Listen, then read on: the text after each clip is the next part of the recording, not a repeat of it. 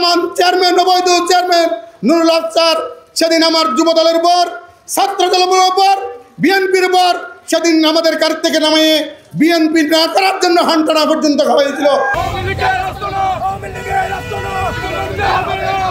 আমরা দেখলাম 5ই আগস্টের 4ই আগস্ট আমার ফতেহাবাদ এলাকায় যে ছাত্র জনতার উপরে আমাদের দক্ষিণ পাত্র 1 নম্বর কমিশনার আজিম সহ সৈয়দ আজিম সহ আমাদের বারাণসীগঞ্জ নির্মাণের অবৈধ চেয়ারম্যান সহ তার দল বল নিয়ে আমাদের হাটদারির এই সনন্দন একজন সন্ত্রাসী এবং আমার শফিউল আজিম সহ এবং আমাদের মঞ্জু ভাই সহ এই আমাদের ফতেহাবাদ যুবলীগের বিশিষ্ট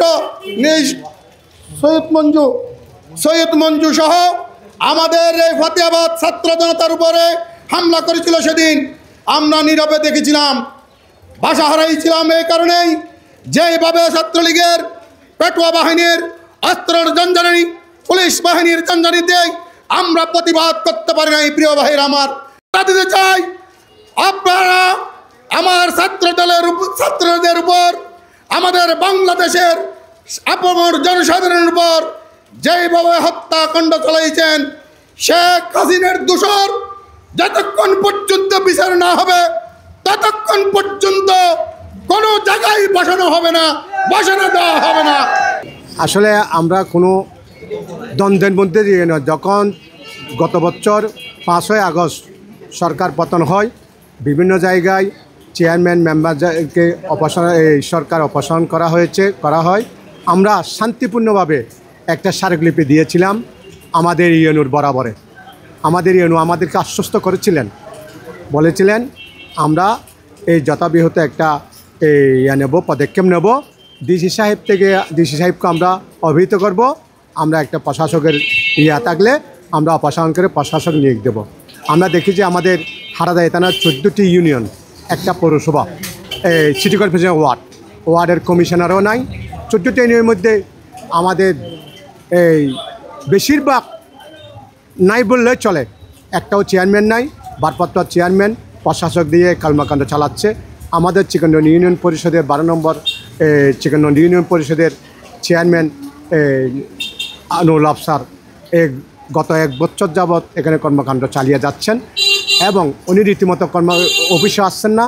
আমাদের একটা চেয়ারম্যান সার্টিফিকেট, ওয়ারিশন সার্টিফিকেট, জন্ম নিবন্ধনের জন্য জনগণ ভোগান্তি পাচ্ছে। আমরা চাই প্রশাসনের কাছে আমরা আবেদন জানাবো যে আমরা একটা প্রশাসক দিয়ে আমাদের জনসাধারণ চিকনগঞ্জ ইউনিয়নের কোনো একজন ব্যক্তি যেন কষ্ট না পায়, কোনো একটা যেন সার্টিফিকেটের জন্য দৌড়দৌড়ি করতে না হয়, ওয়ারেশন সার্টিফিকেটের জন্য দৌড়দৌড়ি করতে না হয়। তারা যেন আমাদের প্রশাসন যেন এই একটা প্রশাসক নিয়োগ দেওয়া হোক, যে কোনো একজনকে নিয়োগ দেওয়া হোক এখানে কর্মকাণ্ড চালানো অব্যাহত রাখার জন্য।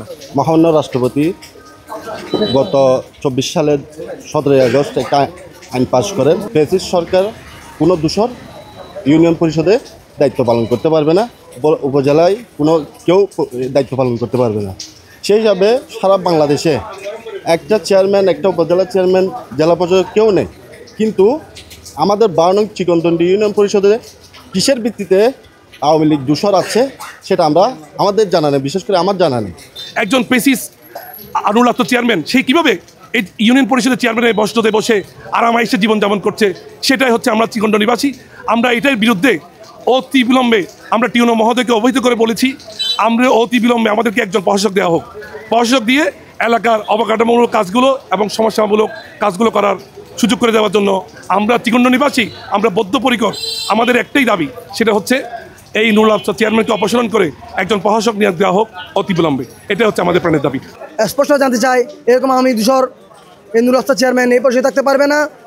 যে বৈষম্য আন্দোলনের ফলে বর্তমানে যে অন্তর্বর্তীকালীন সরকার এসেছে, আমরা দাবি জানাই যাতে একজন নির্দলীয় প্রশাসক আমাদের পরিষদে দেন অথবা একজন ভারপ্রাপ্ত চেয়ারম্যান দেন, সেই দাবি রেখে আমার বক্তব্য শেষ করছি। আল্লাহ হাফেজ।